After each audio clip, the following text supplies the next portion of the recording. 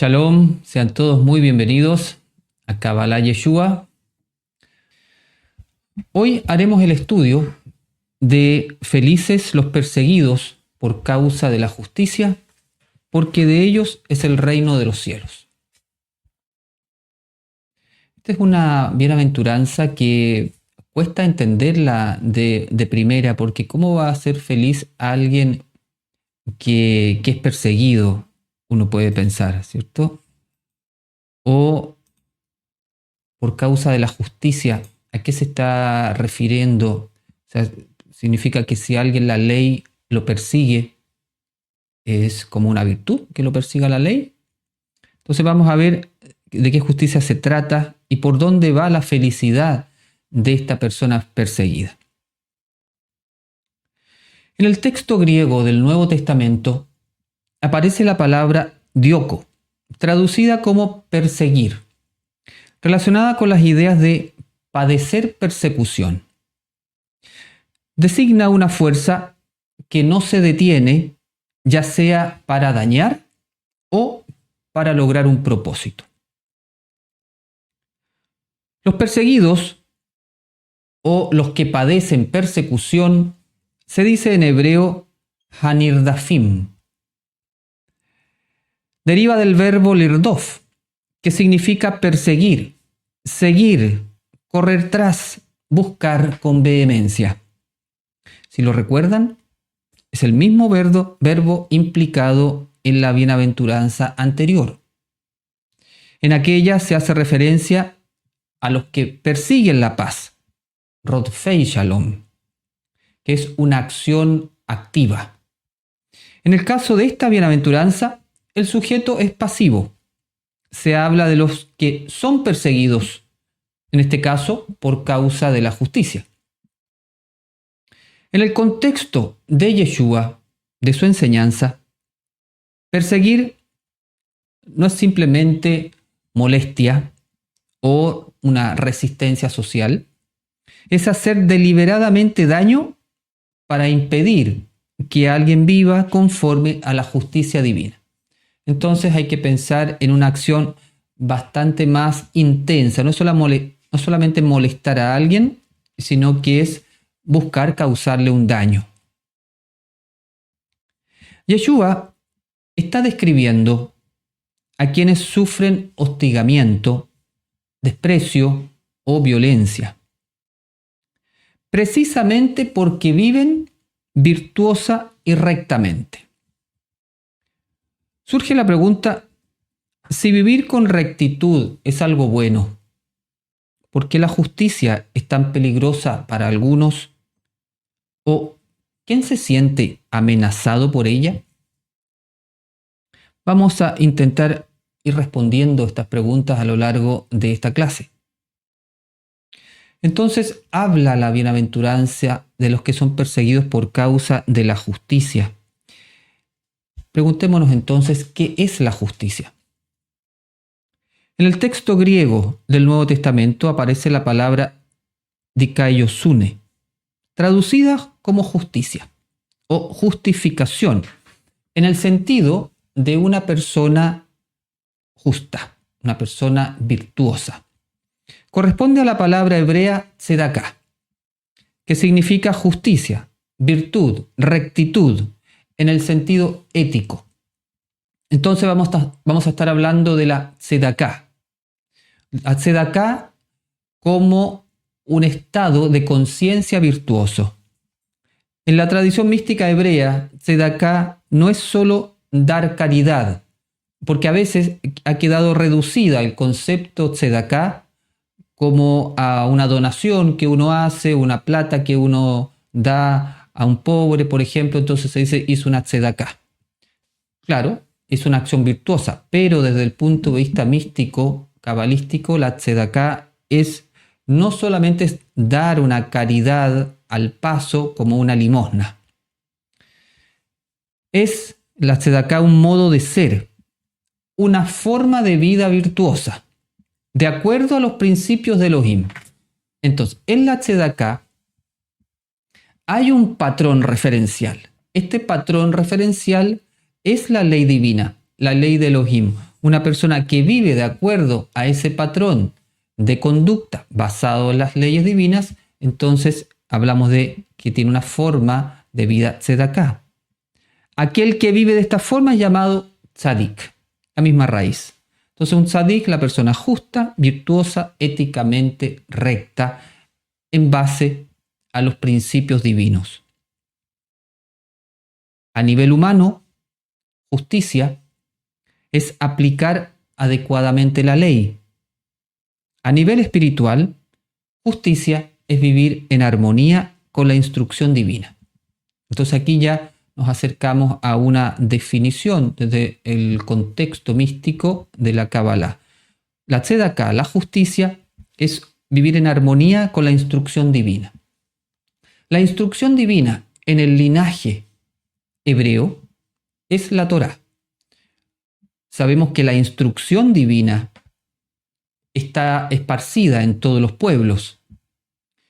Pero cuando hablamos de la instrucción divina en el linaje hebreo, hablamos de la Torá.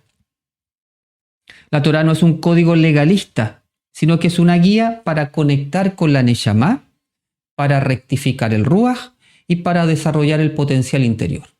Es decir, la Torá no es un libro de religión, sino que es un manual para que uno pueda realizar todo el trabajo espiritual, desde la Teshuvá hasta el Shalem. Es un mapa, podríamos decir, la Torá, la instrucción divina, para activar el Mesías interior y manifestar de esa forma el Malhut HaShamayim, el reino de los cielos en la vida cotidiana. Por eso es interesante también, cuando estamos hablando de tzedaká, de tzadik, de instrucción divina, ir siempre teniendo esta mirada de la escritura, de la Torá, de la Biblia, no solamente como un libro relacionado con alguna religión o con un pueblo en particular, sino como un manual amplio, universal para todo aquel que quiera activar, manifestar su Mesías interior. Es cierto que distintos pueblos, hay distintos caminos que van llegando hacia el Creador, y también tenemos escrituras sagradas en otros pueblos y en otras tradiciones. En el caso nuestro, como hemos sido llamados al camino de Elohim a través de esta tradición hebrea, dentro de la cual está inserta toda la mística de Yeshua, entonces es bueno que uno se vaya adentrando cada vez más en la instrucción divina, leerla, estudiarla, reflexionarla, hacerla realmente su fundamento. Ahí está el fundamento de la tzedaká para esta tradición. La esencia de la Torá está sintetizada en los 10 enunciados o 10 mandamientos. Estos son principios de vida para elevar la conciencia y vivir en sintonía con la energía divina. Por eso es bonito mirar los 10 mandamientos de esta forma, no solamente algo que hay que cumplir, sino como herramienta de sintonización de nuestra conciencia. También lo podemos ver como un mapa. Yeshua, como maestro cabalista, enseñó su propia interpretación de la Torá. Lo hacían los distintos maestros de Torá de su tiempo. Entonces cada uno tenía su escuela o su grupo de estudio, su yeshivá, y hacía su interpretación como maestro de Torá. Por eso él decía: ¿han escuchado que se dijo esto? Pues bien, yo les digo esto. Hace su interpretación de la Torá totalmente válido para su tiempo. No significa que esté trayendo algo necesariamente nuevo, como que haya inventado algo, sino lo que él propone es una interpretación novedosa del texto de la Torá que era interpretado de otra manera. Lo que buscaba Yeshua era volver al sentido espiritual de la instrucción divina, la cual en ese tiempo también estaba como muy cubierta de otros preceptos que habían sido añadidos por los maestros de la ley de ese tiempo. Esta misma idea de como limpiar la Torá, de volverla a su estado original, a lo que Moisés había traído, era la misma idea que tenían los esenios, que se consagraron en el desierto justamente a volver a la Torá de Moshe de la manera más pura posible. Esta idea la encontramos también en Yeshua cuando hace su interpretación, su propuesta de la Torá. Volver, no seguir viviéndola como se estaba enseñando, sino que proponer una nueva forma. Esa propia interpretación de Yeshua nace de su íntima adhesión y unidad con el Padre, lo que decimos que su experiencia de Debekut y Yehidá. La Debekut es la unión, la unidad profunda con el Creador.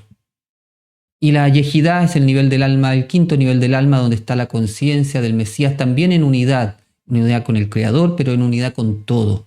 Entonces, Yeshua estaba en su conciencia de Yehidá, tenía experiencia de Yehidá y tenía experiencia de Debekut. Desde esa experiencia mística que tiene con Elohim, trae esta nueva interpretación. Por eso él dijo, porque yo no he hablado por mi propia cuenta. El Padre que me envió, Él me dio mandamiento de lo que he de decir y de lo que debo hablar. Entonces, fijarse qué linda esta frase, porque Él no viene a hablar desde su ego, desde su yo personal, desde su identidad propia, así egoica. No hace una enseñanza de ese tipo. Él solamente habla de aquello que ha experimentado desde Elohim. La tradición espiritual propia de Yeshua, emanada de esta lectura profunda de la Escritura, es lo que hoy día llamamos la Kabbalah nazarena. Es un concepto más bien moderno, porque la Kabbalah, el concepto Kabbalah, como lo entendemos hoy día, se empieza a ocupar a partir de la Edad Media. Antes no se le llamaba Kabbalah, era la tradición mística, y Kabbalah tenía una connotación más bien de tradición. Por ejemplo, cuando uno decía, bueno, la tradición de Yeshua, la tradición farisea de Hillel, la tradición de Shammai, a esa tradición se le llamaba también Kabbalah, pero no en el contexto que lo mencionamos hoy día. Hoy día entonces esa interpretación mística que hacía Yeshua de la Torá es lo que llamamos Kabbalah nazarena. Para Yeshua, la esencia de toda justicia es amar a Elohim, al prójimo y a uno mismo. Ahí está la esencia de la Torá para Yeshua. Resumida en la regla de oro, hagan a los demás lo que quieren que hagan con ustedes. El lenguaje nazareno, da a tu prójimo lo que necesita para su bienestar y evolución. Esa sería nuestra tzedaká, en síntesis, de toda la instrucción divina. Si uno pudiese llevar su vida con la regla de oro, estaría haciendo una vida en tzedaká. Por lo tanto, para la tradición cabalística nazarena, la justicia o tzedaká es vivir los 10 enunciados, el mandamiento principal y la regla de oro de acuerdo al modelo de Yeshua. Esa es como una ley para nosotros. Si nosotros queremos alcanzar el estado de tzadik, de justo, vivir en la justicia, 10 mandamientos, mandamiento principal, regla de oro. Hoy día, por ejemplo, si todo esto se sintetiza en dar a tu prójimo lo que necesita para su bienestar y evolución, si esa es como nuestra ley del día, uno al terminar el día se pregunta eso, repasa su día. ¿Me encontré en el camino hoy día con alguien que yo pude mejorar su bienestar? Y ese mejorar su bienestar es algo muy cotidiano, muy simple, no tiene que ser una cosa tan extraordinaria. Pero si hoy día le di a alguien algo que le ayudó, que lo hizo estar mejor y que además pude ayudar a alguien en su evolución, es decir, en su camino interior, en que se conozca un poquito más, en que lo que le está ocurriendo lo pueda ver con otros ojos, en motivarlo para su oración, motivarlo para que medite, motivarlo para que cultive su vida espiritual. Si hoy día pude hacer eso con alguien, entonces le di lo que necesita para su evolución. Por lo tanto, está en la esencia de la justicia, de la tzedaká, de acuerdo a nuestra tradición.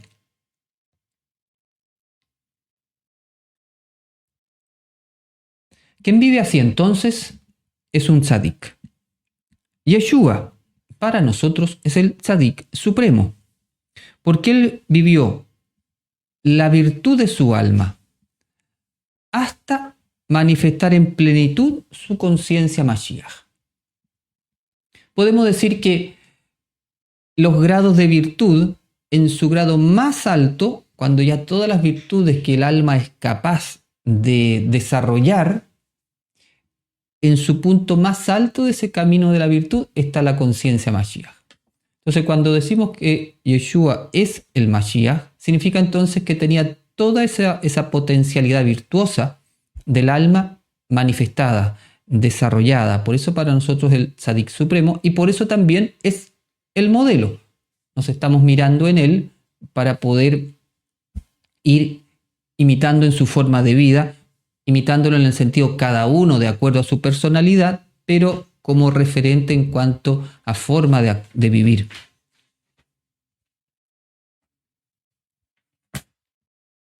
Ser nazareno, entonces, es seguir ese camino. Y es entrenarse para poder vivir por causa de la justicia, que es lo que nos está proponiendo esta bienaventuranza. Perseguidos, felices los perseguidos por causa de la justicia. Nosotros nos queremos entrenar para poder vivir por causa de la justicia. Y el entrenamiento tiene 3 etapas. La primera es volver a la Neshama. Se refiere a volver el Ruach a la Neshama, recuperar la voz divina interior, volver a conectar con la voz de Elohim dentro nuestro. Todo eso es el retorno. Después, una vez que mi Ruach lo conecté con la Neshama, como que volvió a su casa, lo empiezo a transformar en el sentido de sus malas cualidades en virtudes, lo que estábamos hablando.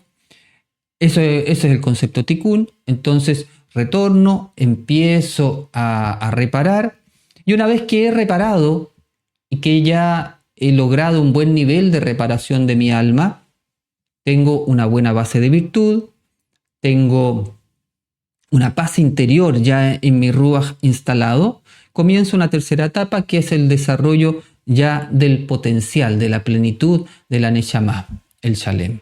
Entonces, ese es nuestro entrenamiento de 3 etapas.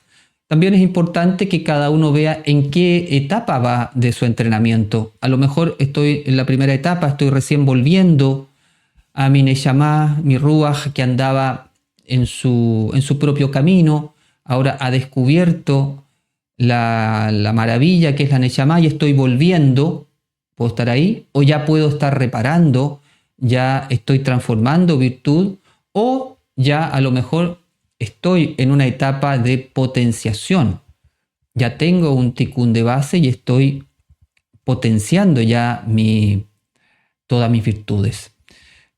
Cada uno entonces es bueno que vea dónde está, qué etapa está predominando. Yeshua, mediante el Ruach HaKodesh, es el entrenador interior del alma.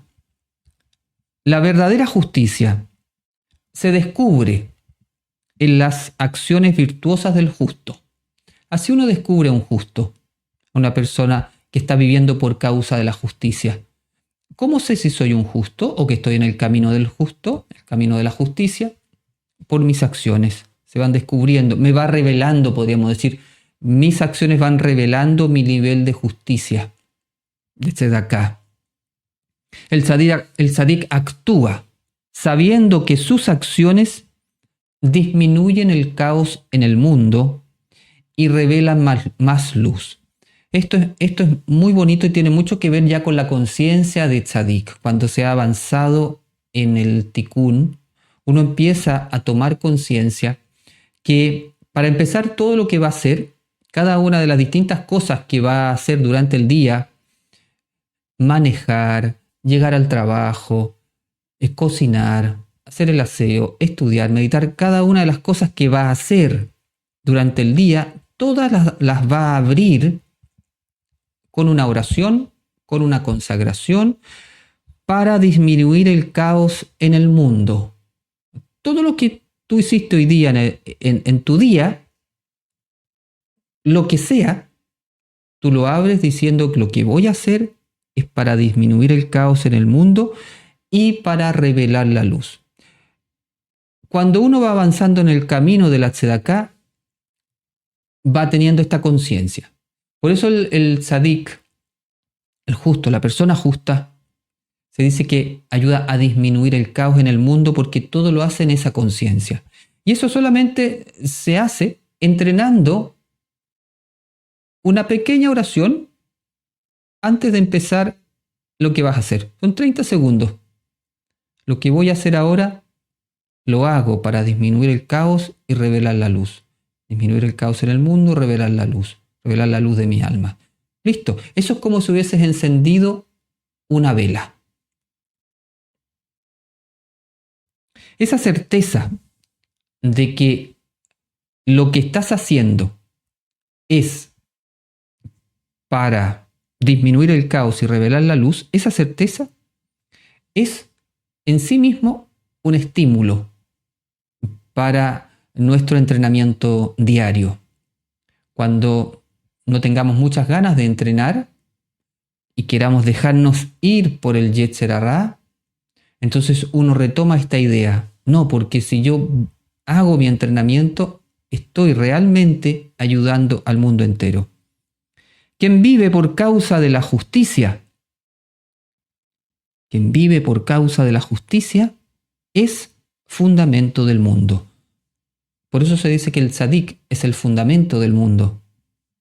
Porque la tzedaká es el puente entre Yesod y Malhut. Es decir, la acción virtuosa es lo que une Yesod con Malhut. Une lo espiritual con lo físico. Y desciende la bendición a la tierra. Cuando decimos une lo espiritual con lo físico, claro, una es unir Yesod con Malhut, el mundo espiritual con el mundo físico, pero también dentro nuestro, porque unir el mundo espiritual con el mundo físico es a nivel cósmico, podríamos decirlo, pero a nivel nuestro, unir lo espiritual con lo físico es unir el alma con el cuerpo. Entonces, la tzedaká también mantiene esa unidad interior de Nefesh, Ruach y Neshama, mantiene nuestro alineamiento y desciende la bendición hacia nosotros. Así como desciende dentro nuestro esa bendición, así también desciende cósmicamente desde los mundos espirituales al mundo físico la bendición cuando hacemos una tzedaká. Es decir, estamos unificando a nivel macro cósmico y a nivel microcósmico con la tzedaká. Eso es vivir por causa de la justicia. Entonces uno piensa, qué maravilla vivir así. Qué maravilla vivir por causa de la justicia. Pero, sin embargo, a pesar de lo bonito que es, este camino provoca resistencia. Por eso Yeshua declara felices a los perseguidos por vivir por causa de la justicia. Se refiere a las personas que son perseguidas por guardar rectamente el camino de Elohim, por vivir la Torá en espíritu y en verdad, por ser virtuosos, justos y consecuentes con el camino del Mesías. Felices esas personas, porque viviendo así, probablemente, muy probablemente se encuentren con una resistencia. ¿Quién persigue? ¿Quién persigue al justo? Lo persigue el mundo. Yeshua sabía que los discípulos que viven su enseñanza serían perseguidos. Fue explícito al decir, si me persiguieron a mí, también los perseguirán a ustedes. Una de las cosas bonitas que tenía Yeshua es que era bastante claro con su discurso. No andaba vendiendo un jardín de rosas o un camino sin espinas. Clarísimamente les dice, si me persiguieron a mí, también los perseguirán a ustedes. Y uno puede pensar, si lo persiguieron a él con ese nivel de justicia, ¿a quién se le ocurre perseguir a Yeshua si pasó por el mundo haciendo el bien? Bueno, si lo persiguieron a él, a ustedes también, a mí también, a nosotros también, por ser discípulos de Él y por estar viviendo como Él. Y decíamos, ¿quién persigue al mundo? Perdón, ¿quién persigue al justo? El mundo. ¿Y qué es el mundo? Externamente, el mundo es el sistema dominado por el adversario. El sistema, lo exterior, cómo está organizada la sociedad. Hablamos del mundo en términos místicos, cabalísticos. Yohanan ocupa mucho esta palabra, Juan, el apóstol, el mundo. Es externamente el sistema dominado por el adversario. Un conjunto de creencias egoístas que moldean la conducta colectiva. Guerras, miserias, corrupción, son síntomas de un paradigma centrado en el ego. Ese es el mundo cabalísticamente hablando, de acuerdo a Yohanan, el apóstol. Pero esa forma ya está cambiando, aunque no sea tan evidente, pero ya está cambiando. El paradigma del mundo está experimentando ya un cambio porque hay mucha gente que ya está despertando a su luz interior. Entonces es el mundo externo. Internamente, el mundo son las creencias limitantes contrarias al alma. Entonces encontramos un mundo externo que va a hacer resistencia al justo, y también internamente encontramos un mundo interno que también va a ser una resistencia al justo. Creencias limitantes contrarias al alma que están en la mente y que se levantan para impedirnos realizar la misión del alma. Quizás han experimentado alguna vez que luego de tener una certeza muy profunda de algo que tenían que hacer, cuando salen de ese estado de conexión, una parte de ustedes, parte interior, empieza a cuestionar a la otra parte de nosotros. Esto que lo tenía tan cierto y tan claro, una vez que salgo de ese estado de conexión, yo mismo me empiezo a cuestionar lo que antes había recibido. Entonces, esa dimensión interior, como un paradigma contrario a la voz de Elohim, también es el mundo que está dentro nuestro. Entonces, la expresión mundo no es solo externa, también es interna. Podríamos decir que nos perseguimos a nosotros mismos. Nos puede perseguir el mundo externo, pero también los podemos perseguir nosotros. O sea, cada vez que estamos cuestionando a Elohim dentro nuestro, nos estamos persiguiendo nosotros. Estamos persiguiendo a nuestra Neshama. Cuando estamos en desequilibrio, nuestro Ruach persigue a la Neshama. ¿Cómo se te ocurre pensar eso? No pienso hacer eso, porque si hago esto, voy a tener todos estos problemas. Me voy a tirar a toda esta gente encima, capaz que pierda mi trabajo, capaz que mi familia empiece a decir cosas.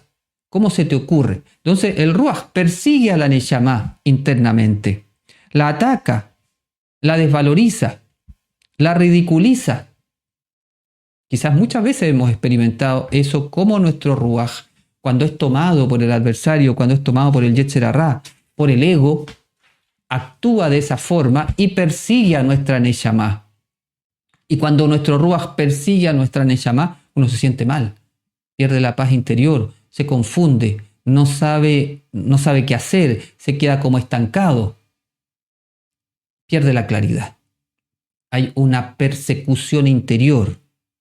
Entonces, no solamente pensemos en la persecución exterior, sino que tenemos que aprender a liberarnos de la primera persecución, que es interior.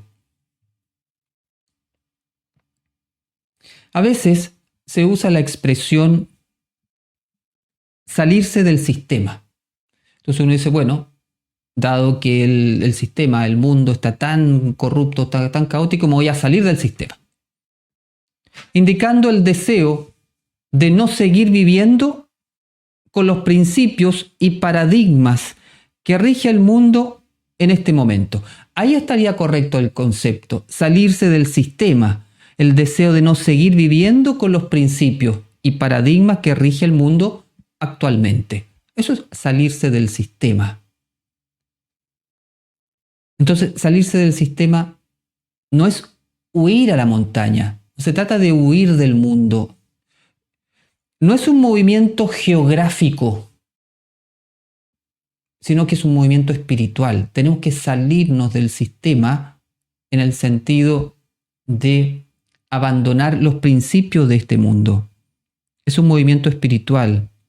Tú puedes seguir aquí en la misma ciudad, usando el banco, usando todo lo de la ciudad, todo lo del sistema, pero no vendiendo tu alma al paradigma del sistema.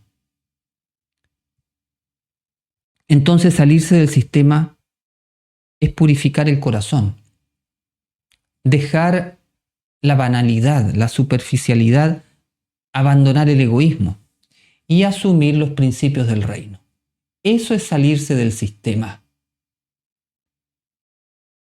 Es pasar de la conciencia del yo separado a la conciencia del alma unida al todo.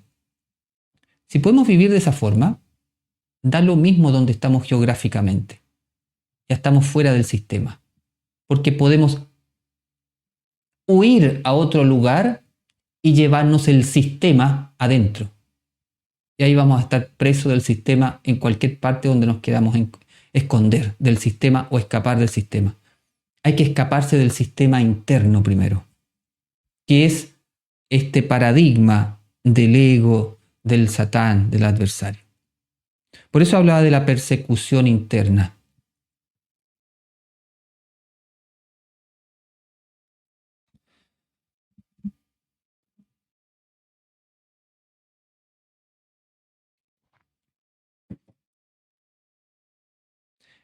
El camino de la Kabbalah es un camino místico.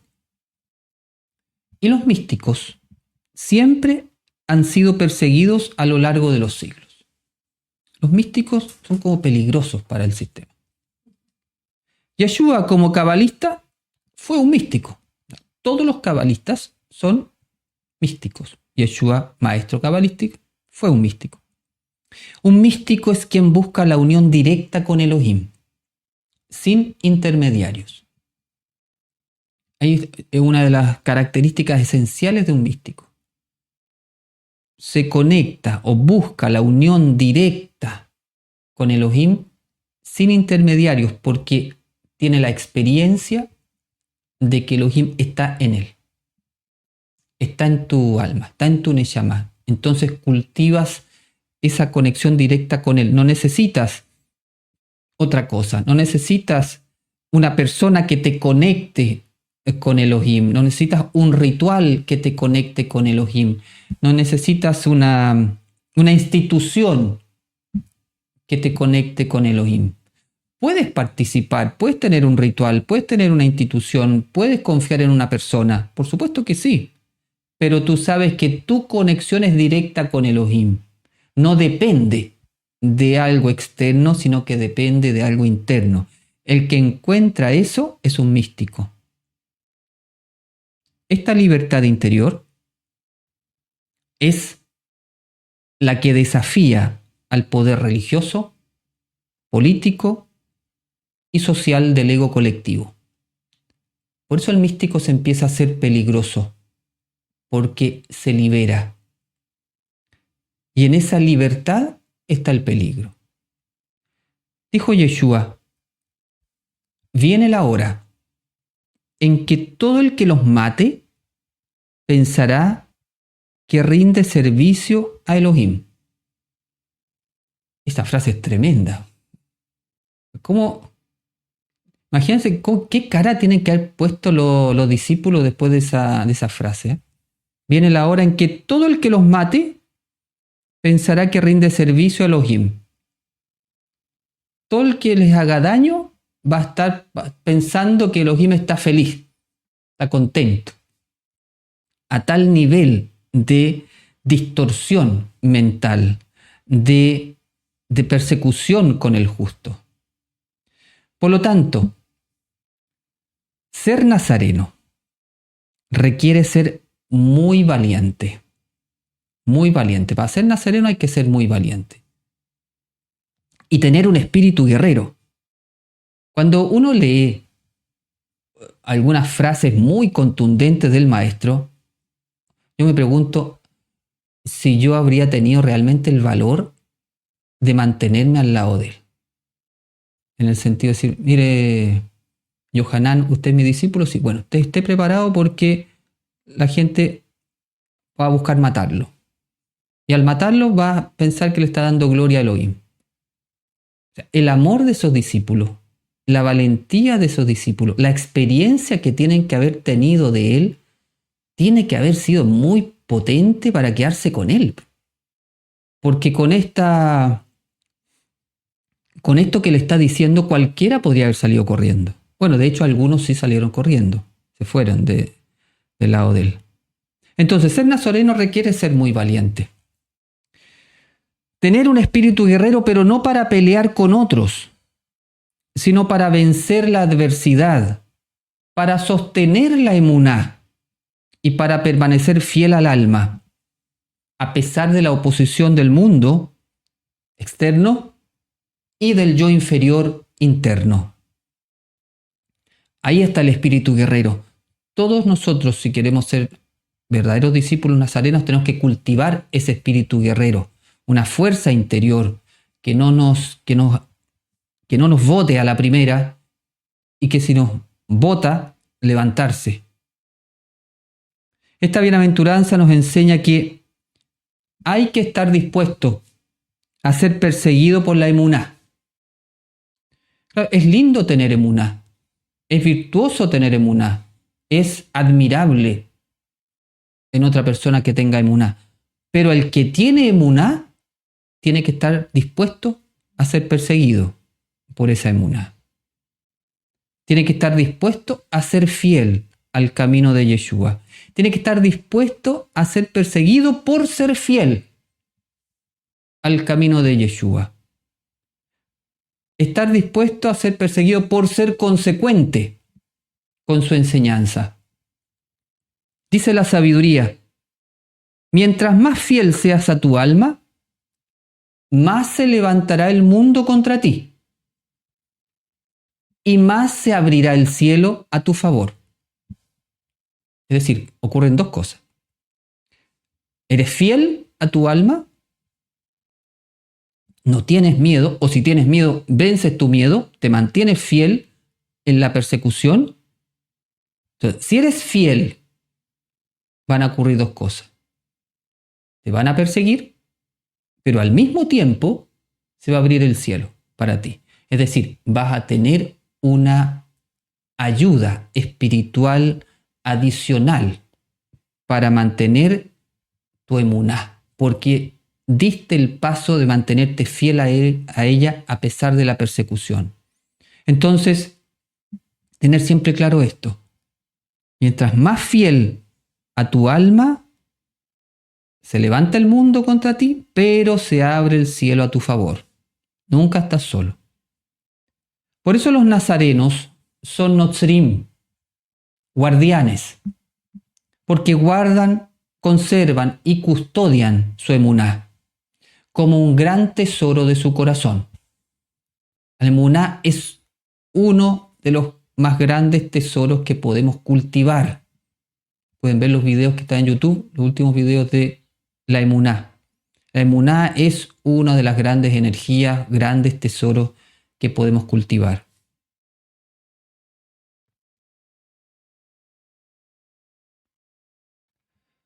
El camino nazareno es un camino radical.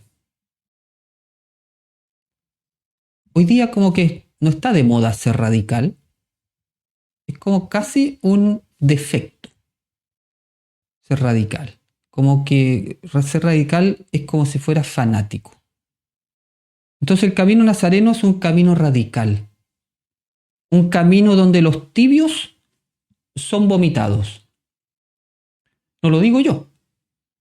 Así lo señala Yohanan, apóstol, en su libro de Revelación. Yo conozco tus obras, que ni eres frío ni caliente. Ojalá fuera frío o caliente.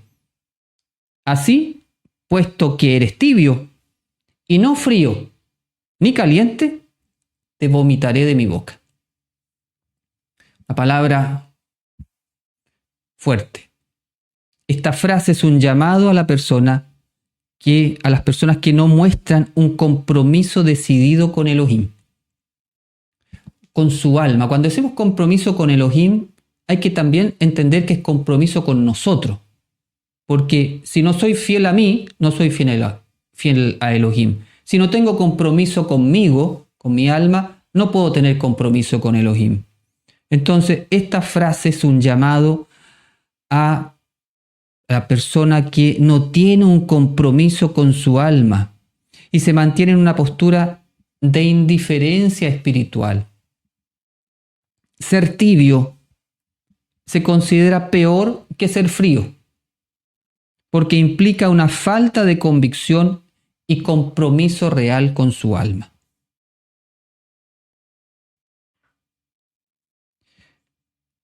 Que el camino nazareno sea radical no significa ser dogmático, pues no imponemos lo que vivimos a los demás, ni condenamos a los que no piensan ni viven como nosotros. No va por ahí la radicalidad del camino. ¿Por dónde va entonces esta idea? Radical en este contexto se refiere a querer vivir el camino de Yeshua a fondo, hasta las últimas consecuencias, poniendo toda nuestra energía. Radical en el sentido de lo que yo doy, darlo todo. ¿Se es nazareno o no se es nazareno? Pero no se es nazareno a media. Eso no existe. No es posible. No se puede ser nazareno a medias. No se puede ser tibio en este camino. Al respecto dice Yeshua, el que no está conmigo está contra mí, y el que no recoge conmigo desparrama. Entonces, eso es muy bonito de este camino, porque uno si entra a él, entra con todo su ser. No entra a media. Y eso es lo que lo hace tan potente. Eso es lo que le daba tanta fuerza a este camino nazareno inicial, original, a los primeros nazarenos. Ellos entraban con todo su ser. Vendían sus bienes, se metían a la comunidad y podían entregar su vida incluso por su emuná. Ahora, esto de que no se puede ser tibio no significa no equivocarse. No significa hacer todo bien. No se trata de eso. Se trata de dar el máximo siempre y en todo.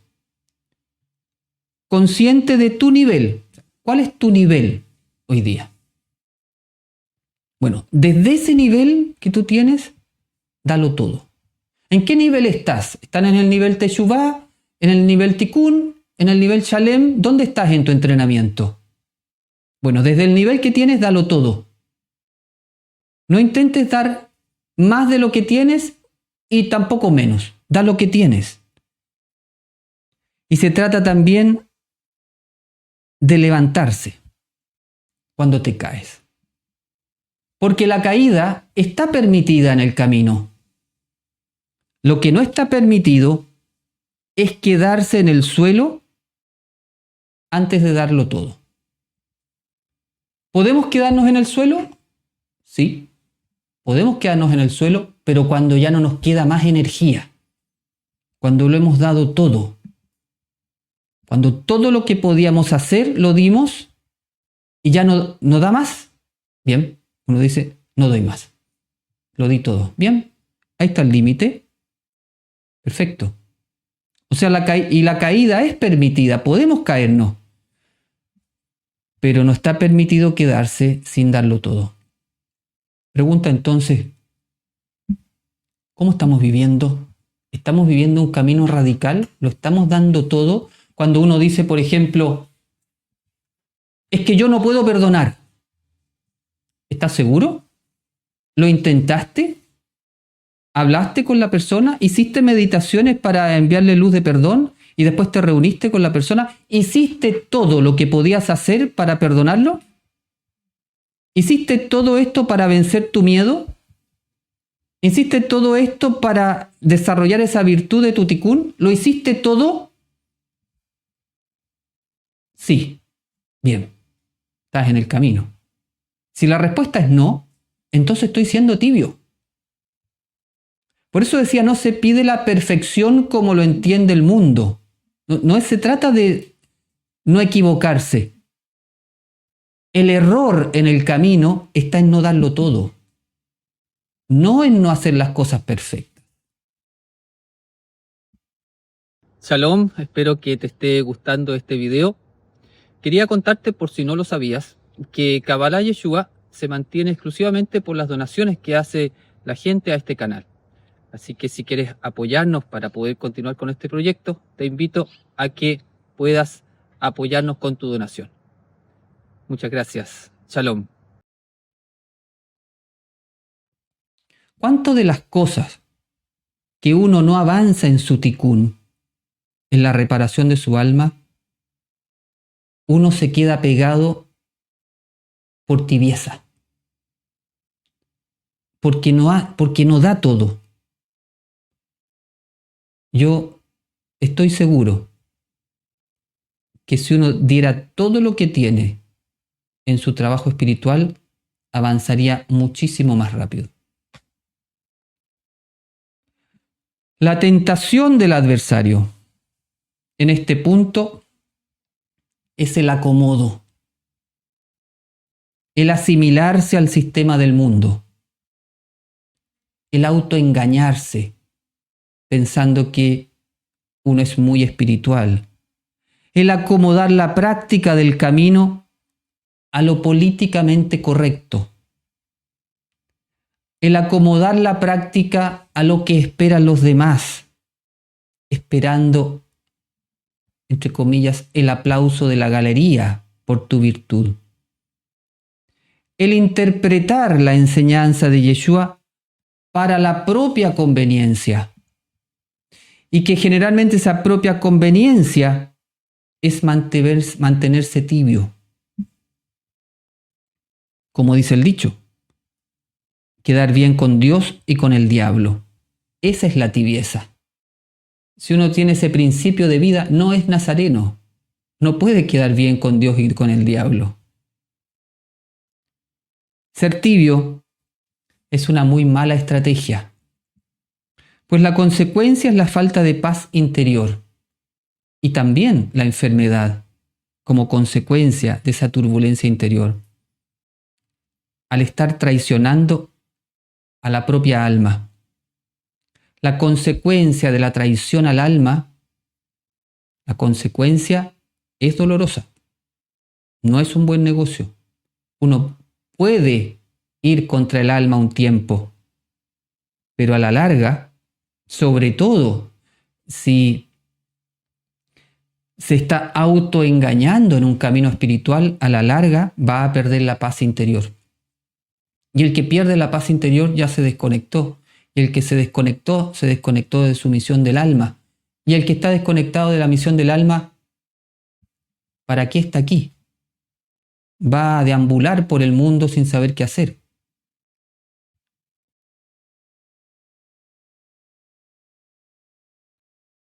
Por eso son tan felices los perseguidos por causa de la justicia.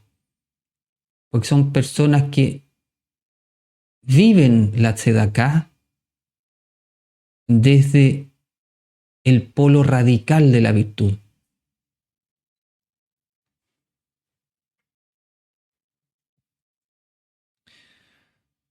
Enseña Shaul de Tarso, Pablo, uno de los cabalistas nazarenos más importantes: lo que es locura para el mundo es poder de Elohim para nosotros.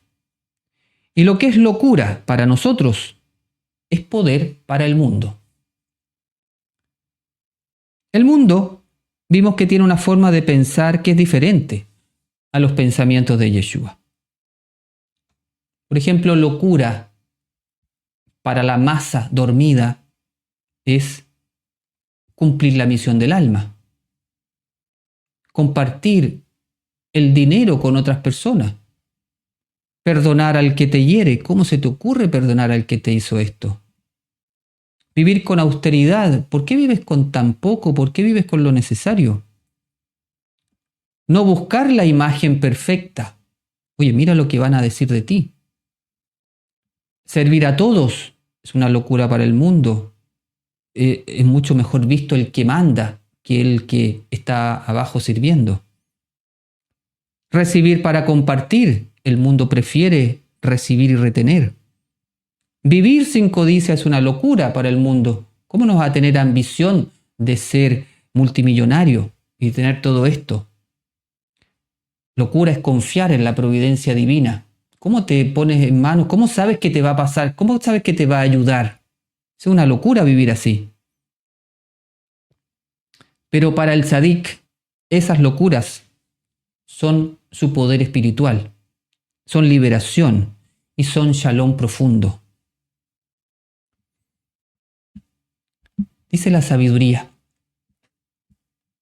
si el mundo te aplaude y te alaba demasiado, cuidado. Podría indicar que te estás acomodando a su paradigma. Es decir, ser del mundo sin darte cuenta. Y eso sí que es un problema. Ser del mundo y no darte cuenta de que eres del mundo. Si el mundo te persigue, alégrate, pues significa que tu luz de justicia lo está incomodando. Pero no busques incomodar al mundo. Eso sería ego de la imagen. Como decir, bueno, yo soy distinto. Yo voy a hacer las cosas diferentes, voy a actuar de tal manera para que la gente entonces tenga una reacción contra mí, para destacar. No busques incomodar al mundo. Eso sería ego de la imagen. Solo busca ser tú mismo. Ser fiel a ti. Y la persecución vendrá por añadidura. Así como cuando uno hace el bien, todo lo que necesitamos viene por añadidura, así también el que anda en el camino de la justicia, también va a venir la persecución por añadidura. No nos interesa entonces andar incomodando al mundo, andar peleando con el mundo, mostrarnos como virtuosos. No buscamos eso. Simplemente buscamos ser fieles a lo que somos, a nuestro camino, a nuestra elección, a nuestra alma, a nuestro maestro. Y la persecución va a venir. Eso es lo que está diciendo Yeshua. Y cuando ésta venga, alégrate, porque las palabras de Yeshua se estarán cumpliendo en ti.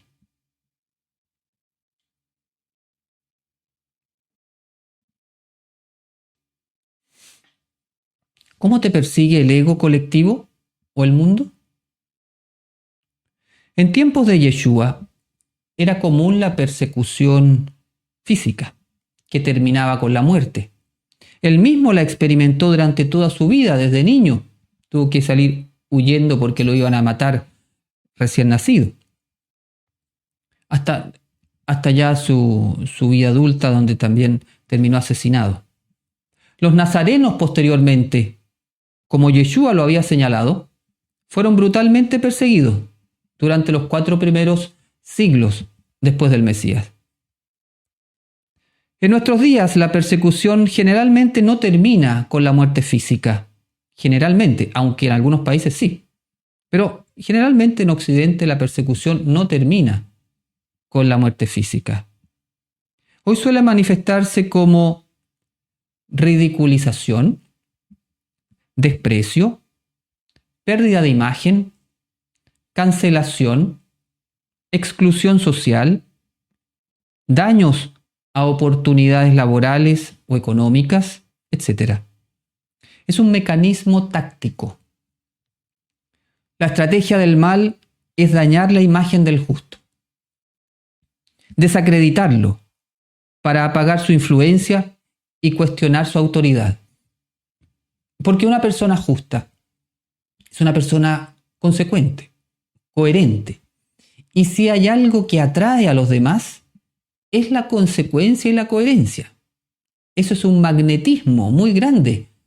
Atrae mucho a la gente. Entonces una persona justa tiene influencia sobre los demás. Entonces el mundo lo que hace es quitarle esa influencia. ¿Cómo le quita esa influencia? Dañándole la imagen principalmente, tratando de cortarle las alas. Bueno, es el mundo que hace su trabajo. Y esta estrategia del mundo puede afectar el trabajo, puede afectar las finanzas, puede incluso afectar el propósito de la vida en un momento.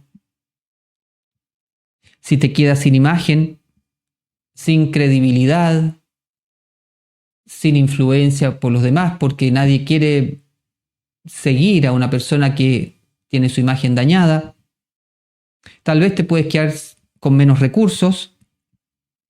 Solo queda una cosa: confiar radicalmente en la providencia de Elohim.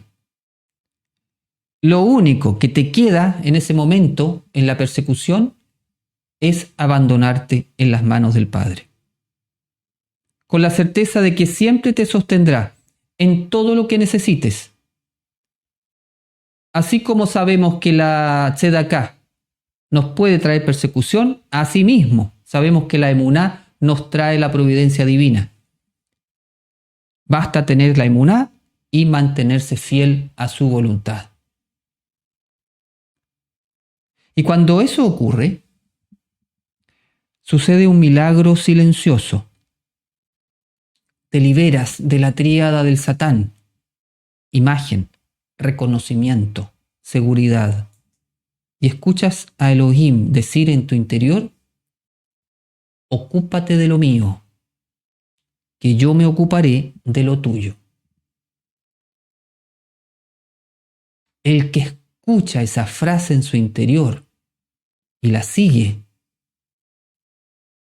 es bienaventurado. Ocúpate de lo mío, que yo me ocuparé de lo tuyo. No te ocupes tanto de tus cosas. Ocúpate de mis cosas. Y déjame tus cosas a mi cargo. Eso es emuná. Estamos aquí para hacer la voluntad de Elohim. El pago de Él es su providencia.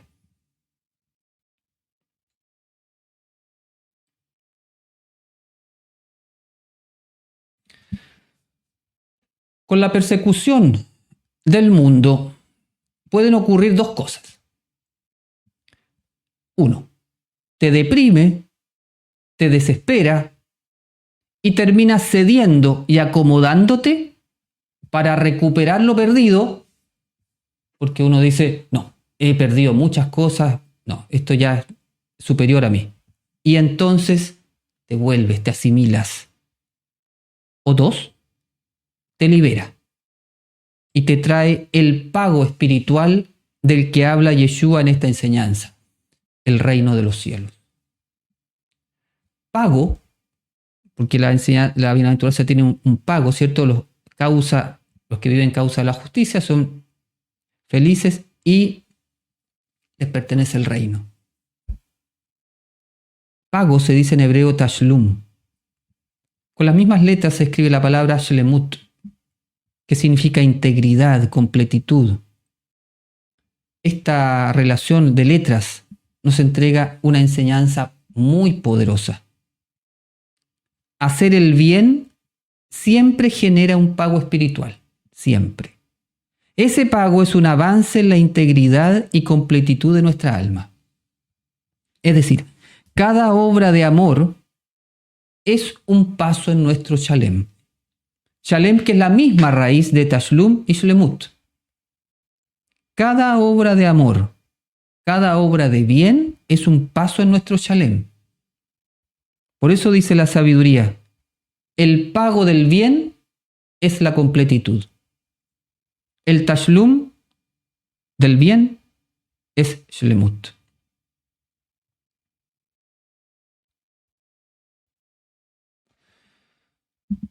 Yeshua declara que los que son perseguidos por causa de la justicia son felices, porque de ellos es el reino de los cielos. Esta idea de que son felices porque de ellos es el reino de los cielos, podemos interpretarla al menos de dos maneras, o vamos a interpretarla de dos maneras para esta clase. La primera forma de interpretarla es que el reino es consecuencia de vivir la justicia a pesar de la persecución. El reino es consecuencia de vivir la justicia a pesar de la persecución. Es decir, dado que soy un justo y perseguido por causa de la justicia, el reino me pertenece. Entonces, aquí el reino como un pago por la justicia. Y la segunda forma de interpretarlo es que el reino aquí no es la consecuencia, sino que el reino es la causa. Es decir, porque el reino ya está en el interior del justo, éste vive la justicia aunque sea perseguido. Es decir, soy justo porque ya he entrado en el reino. ¿Dónde está el reino? Está dentro de mí. Entré en el reino, soy justo. Dado que estoy en ese estado de conciencia, llamado Malhut HaShamayim, reino de los cielos, vivo la justicia en mi vida. Es la conciencia elevada, entonces, la que me da la fuerza para vivir la forma virtuosa. Entonces puede ser el reino como causa o el reino como consecuencia. En ambos casos, los que viven por causa de la justicia están directamente vinculados a la conciencia espiritual llamada el reino de los cielos. Ambas son verdaderas. Por lo tanto, todo aquel que ha descubierto que el reino de Elohim está dentro suyo, vive desde la conciencia de ese reino y actúa conforme a la justicia de Elohim, eso es un justo. Y por eso es perseguido por el mundo, porque ya no pertenece al sistema del ego. Y el que no pertenece al sistema del ego es un ser libre. Y esto es un problema, porque todo ser libre es peligroso para el sistema, porque no lo vence el miedo y por lo tanto no puede ser controlado. La persona libre, por eso es peligrosa y por eso el sistema trata de mantener al ser humano esclavo. Y si recordamos lo que pasó hace unos 5 años atrás, cómo fuimos sometidos a un bombardeo incesante de miedo, que nos íbamos a morir todos prácticamente por algo que andaba ahí en el aire. Pánico total. La humanidad pocas veces en los últimos años había actuado de manera tan irracional como ese tiempo. No se pensaba, se absorbía todo, se creía todo. en un pánico colectivo gigante.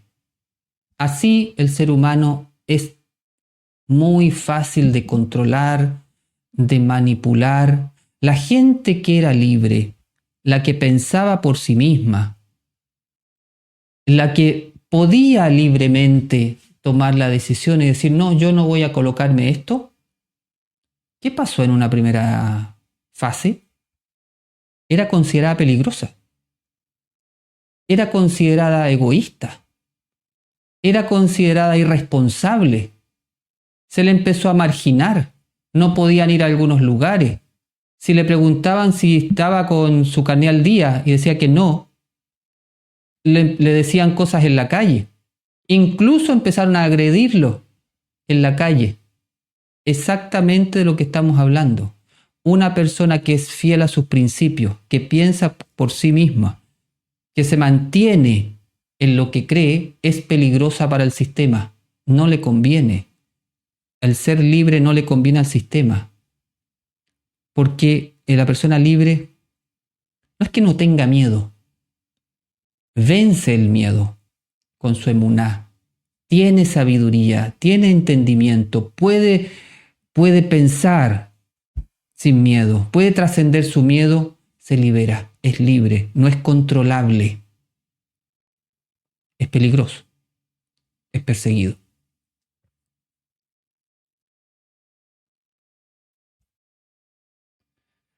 Yeshua dijo, busquen primero el reino de Elohim y su justicia, y todo lo demás se les dará. Una enseñanza magistral, en sintonía con el principio de sabiduría que dice, quien entra en el reino, hace la voluntad y recibe la bendición. 3 ideas que hay que recordar. Este principio revela los 3 pasos del justo: entrar, hacer, recibir. Quien entra en el reino, hace la voluntad y recibe la bendición. Nadie que entra en el reino no puede no hacer la voluntad divina. Y nadie que hace la voluntad divina no puede no recibir la bendición. Van siempre juntas. Entrar, hacer y recibir.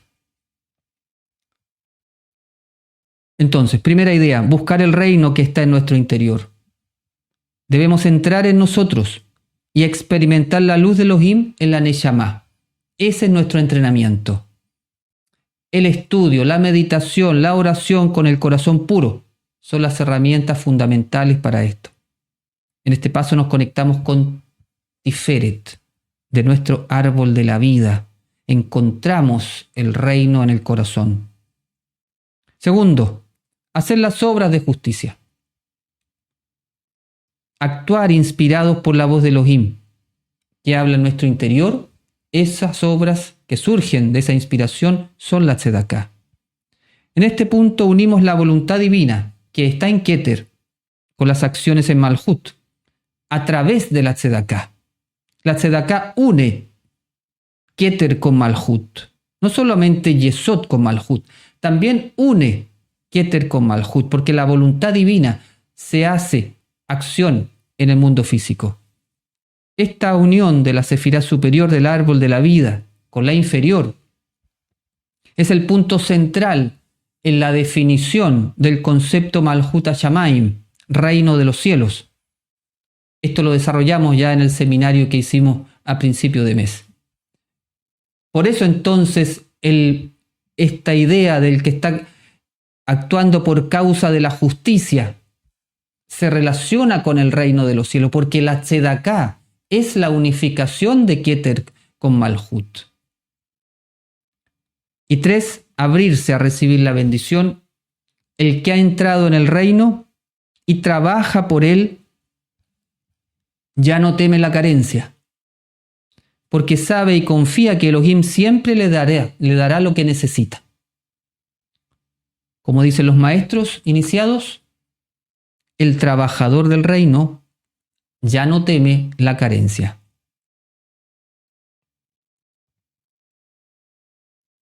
En conclusión, La bienaventuranza de los perseguidos por causa de la justicia describe el honor espiritual del tzadik, la confirmación de que la luz está activa en él. Ser perseguido por vivir la verdad es el eco del mismo camino que recorrió Yeshua. El mundo reacciona contra la luz, porque la luz muestra lo que el ego quiere ocultar. Por eso el justo incomoda, porque vive desde otro lugar, desde otra conciencia, desde otro reino. El nazareno auténtico no busca la persecución, pero tampoco la evita, si es el precio de la fidelidad a su alma. Su tarea es seguir adelante, sin tibieza, con valentía, sosteniendo la emuná y revelando la luz en cada acción virtuosa. La persecución no destruye al tzadik, lo purifica, lo libera y lo impulsa hacia su shalem. Por eso Yeshua declara felices a los perseguidos, porque solo quien ya está en el reino puede vivir con tanta coherencia que el mundo se levanta contra él. Y solo quien permanece fiel recibe la recompensa de la integridad. Finalmente, esta bienaventuranza nos llama a vivir sin miedo, sin acomodo y sin doblez, recordando que mientras más fiel seas a tu alma, más se levantará el mundo contra ti, pero más se abrirá el cielo a tu favor.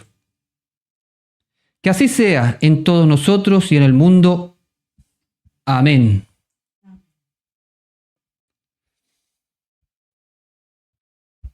Muy bien, con estas palabras hemos terminado el estudio de las bienaventuranzas. Dejamos unos minutos para que lleguen algunas preguntas. Y mientras llegan, les recuerdo este libro que estuvieron preguntando, Introducción a la Kabbalah, desde la tradición nazarena. Hay varios países donde se puede, a través de plataformas en distintos países, se puede pedir el libro. Así que los que estén interesados por estudiar esta Introducción a la Kabbalah, pueden pedir los links ahí con Miriam Yonah. Y también agradecer las personas que nos han hecho llegar sus donaciones para seguir manteniendo este proyecto. Las personas que se quieran sumar, bienvenido a ayudarnos.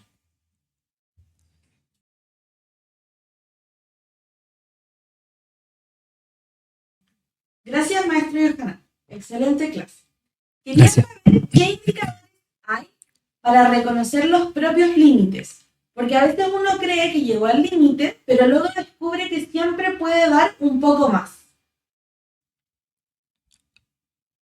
Hay un límite que uno tiene que aprender a reconocer. Voy a poner un ejemplo.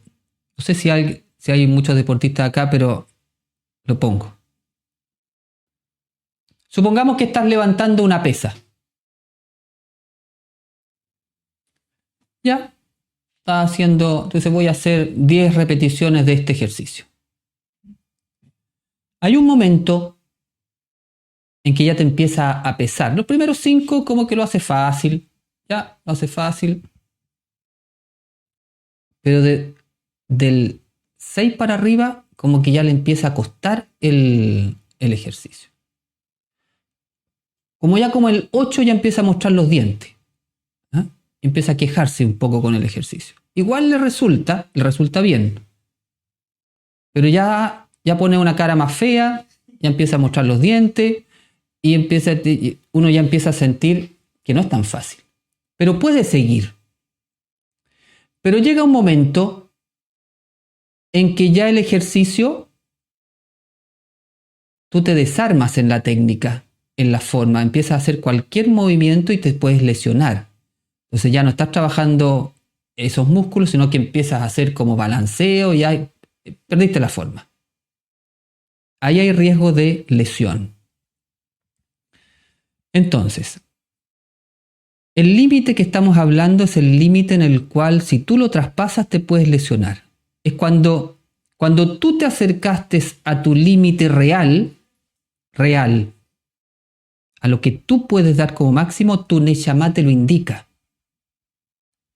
El límite no es el momento en que te empieza a costar el ejercicio.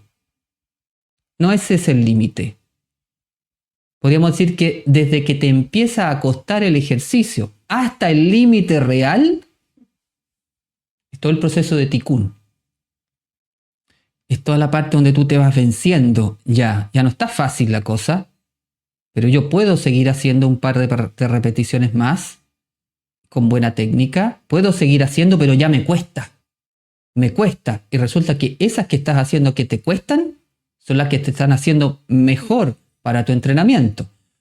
Pero llega un momento en que ya la técnica no te acompaña y ahí tú tienes la sabiduría y dices, aquí yo ya no puedo más.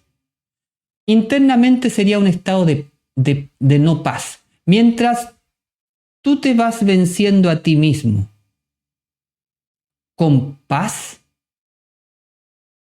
vamos en esas repeticiones que te están costando, pero que las puedes hacer. Estás mostrando los dientes, estás poniendo mala cara, estás más rojo, pero no importa, lo estás pudiendo hacer.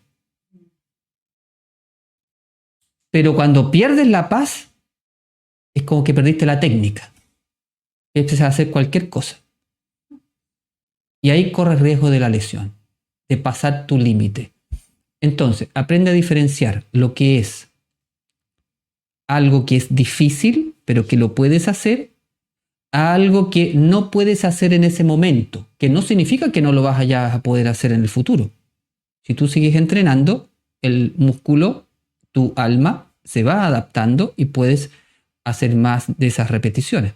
Entonces, tiene que ver con el autoconocimiento. Descubre las dos cosas. Cuando te empieza a costar, pero puedes seguir avanzando, y cuando ya no puedes más porque tu nivel de conciencia no da para más. Hay que saber hasta dónde uno tiene nivel de conciencia. Cuando mi nivel de conciencia no da para más, no significa que yo sea una persona limitada en términos de peyorativos, sino que significa que en ese momento mi límite es ese. Tienes que descubrir ese límite también. La paz interior te va a mostrar eso.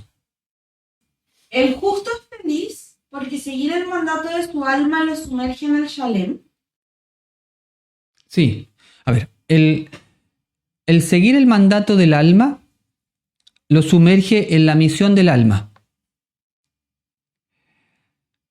El Shalem es cuando tú ya estás desarrollando tu potencial.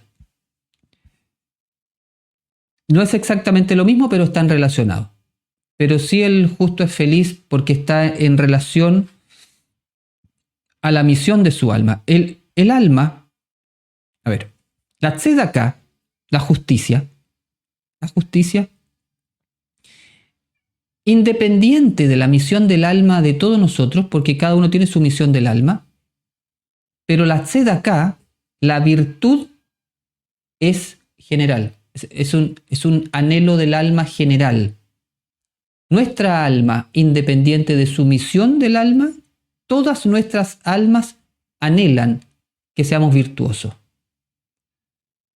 Y esa virtud que vayamos desarrollando, revelando, la vayamos poniendo al servicio de la misión del alma. Entonces, la tzedaká, o el justo, es feliz al hacer tzedaká porque nuestra alma es feliz haciendo tzedaká. Con la venida del Mesías, ¿se acabarán los juicios? La era mesiánica es una era en la cual la gente va a vivir en la conciencia Mashiach. Vivir en la conciencia Mashiach es vivir en el amor a uno mismo, al prójimo y a Elohim. Es una época en la cual todo el mundo va a estar haciendo su tikkun y haciendo su shalem, donde todo el mundo esté buscando hacer el bien al prójimo. Esa es la era mesiánica. Entonces, ¿qué juicio va a haber ahí? No hay ningún juicio. Ya no va a haber un juicio ahí porque se va a estar viviendo en un nivel de conciencia mesiánico. Cuando se manifieste nuestro Mashiach interior y estemos en la era del Mesías con el gobierno, con la autoridad del Mesías ya instalada. No hay juicio ahí. Maestro, si la justicia viene de Dios, ¿por qué precisamente los justos son los que terminan perseguidos? ¿O por qué se desata necesariamente el caos contra ellos? El juicio divino, cuando el Creador juzgue a la humanidad, es din, el juicio sobre la humanidad. Aquí estamos hablando no de esa justicia, estamos hablando de la virtud. Por eso la palabra justicia al castellano confunde un poco, porque lo asociamos con el juicio, o con la justicia legal, o con el juicio divino que viene a juzgar al mundo por sus acciones. No estamos hablando de eso. Estamos hablando de la tzedaká como virtud, acciones virtuosas del tzadik. Si ser justos trae bendición, ¿por qué parece que a los injustos les va mejor? Sí, parece que a los injustos les va mejor, pero un tiempo nomás. Eso es una apariencia, es un momento. Ahora, ¿por qué les va mejor a los injustos aparentemente, en la superficialidad, vamos a llamar? Porque es tan bueno Elohim que les da un tiempo para que se puedan arrepentir. Entonces no los castiga de inmediato. Les da un margen de tiempo. Su justicia la estira, espera un tiempo. Entonces no es que les vaya mejor como diciendo entonces no vale la pena ser justo, porque me va peor. No es esa idea. Al que va en contra o al que no es justo, se le da un tiempo para que haga teshuvá. Por eso en la superficialidad pareciera que no le pasa nada, pero eso es un tiempo corto. Al final cada uno va a recibir lo que debe recibir de acuerdo a sus acciones. ¿Y a los justos los atacan más teniendo vidas muy duras? Sí, algunos sí pasa eso, y tiene que ver con el mérito del justo, porque un justo, una persona justa que logra vivir una adversidad o una persecución o un ataque en su emuná, en su justicia, en su virtud, esa persona genera y atrae al mundo mucha luz. Entonces es una forma que utiliza Elohim para traer mucha luz al mundo a través de los justos, cuando logran soportar una adversidad grande en favor de la humanidad, no como un castigo para el justo. ¿Y los límites ayudar a los demás? ¿Cómo se puede dar más y cuándo se convierte en abuso de parte de la otra persona? Lo que pasa es que el cuándo lo da tu interno, tu neshama. Tu neshama sabe cuándo. Hay un mensaje interior que te dice, ya, te pasaste de la raya. Hasta aquí no más. Ya ese exceso de bondad ya no está ayudando a tu prójimo. Esa información siempre la entrega la neshama. Siempre. El tema es que muchas veces uno no la escucha. O no le hace caso. ¿Por qué no la escucha? Porque está desconectado de la neshama.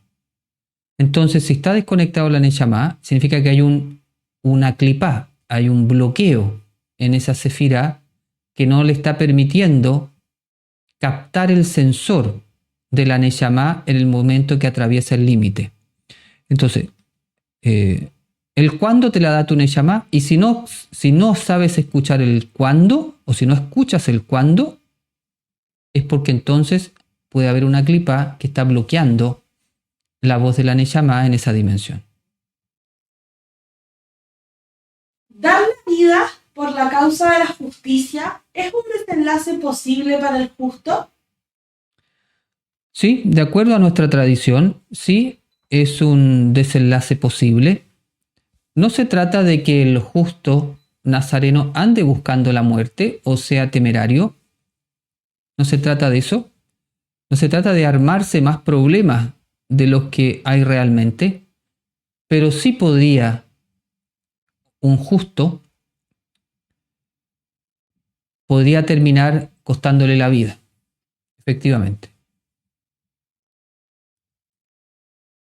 Si llegáramos a estar en la era mesiánica, ¿igual habría persecución o al subir esa conciencia se libera completamente de toda influencia? Si ya estuviésemos en la era mesiánica ya manifestada externamente, porque una persona puede ya estar en la era mesiánica internamente, es decir, cuando ya ha entrado en el reino de los cielos interior y ya está en conexión con su Mesías interior y a través de su Mesías interior con el Mashiach, con Yeshua. Entonces una persona sí puede estar en la era mesiánica interiormente, pero todavía en este mundo dual de luz y oscuridad. Pero en la era mesiánica en la cual ya vamos a estar en una conciencia ascendida, ya a la mesianidad desplegada en toda la humanidad, ahí ya no hay persecución. ¿Hablaba de persecución? Sí. Sí. Ahí ya no hay persecución, porque ya no, porque el nivel de conciencia, como decía en la respuesta anterior, va a estar en otra búsqueda. Ahí todo lo contrario, vivir por causa de la justicia no va a ser perseguido, sino que va a ser un estado permanente de la conciencia de Malhut Hashamayim, va a estar en el reino de los cielos permanentemente haciendo esa justicia.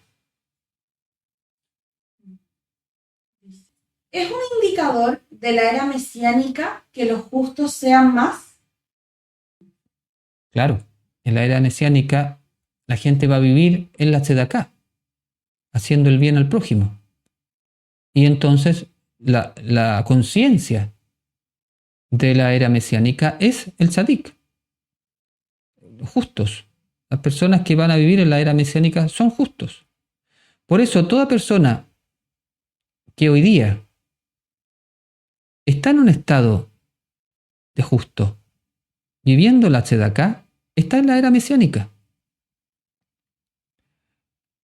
La era mesiánica no hay que pensarla como decir, bueno, ahora, desde ahora ya, estamos en la era mesiánica. Uno puede entrar ahora en la era mesiánica.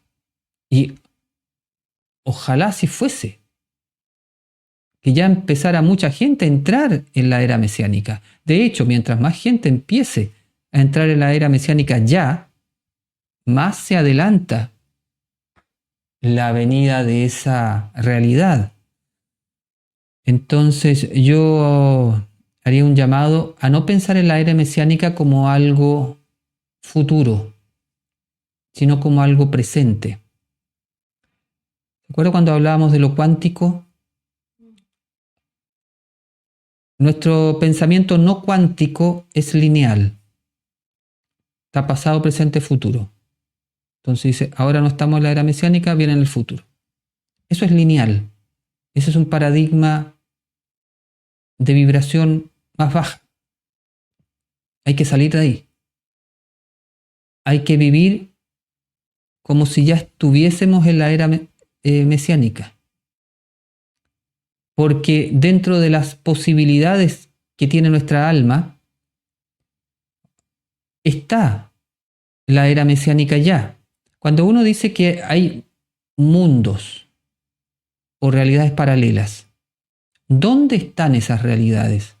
¿Dónde están esos menús? Están en nuestra alma. Nuestra alma tiene todas esas posibilidades. Entonces, si esas posibilidades están dentro nuestro, uno tiene que elegir. Entonces, si yo elijo que el mundo mesiánico está por venir, bueno, está por venir, está en el futuro.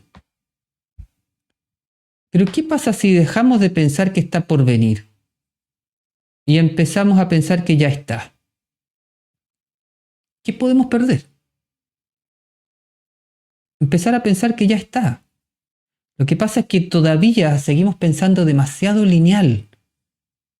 Todavía no creemos en la potencialidad del alma. Seguimos esperando que algo pase en el futuro. Seguimos esperando que llegue la era del Mesías. Seguimos esperando que llegue el Mesías. Y no nos damos cuenta de que el Mesías ya está y que la era mesiánica ya está si nosotros elegimos entrar en ella, porque está dentro nuestro. Es que eso es lo más hermoso y lo más dramático al mismo tiempo, porque es algo que está en nosotros y que estamos esperando que llegue. Entonces, ¿está o no está? Está. Yeshua mismo lo dijo.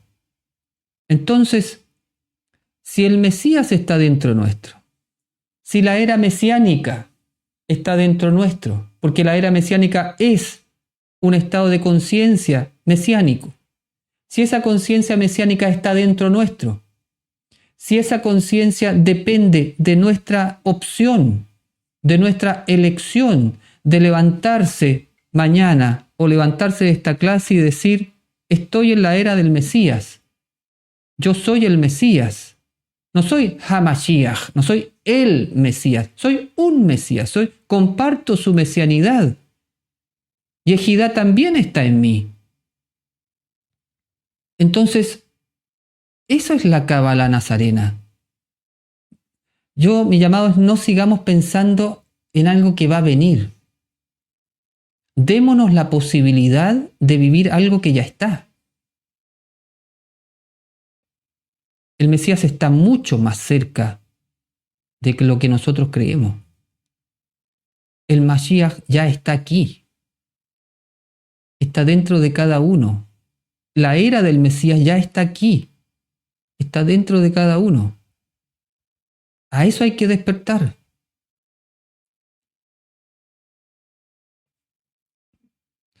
Hagámoslo.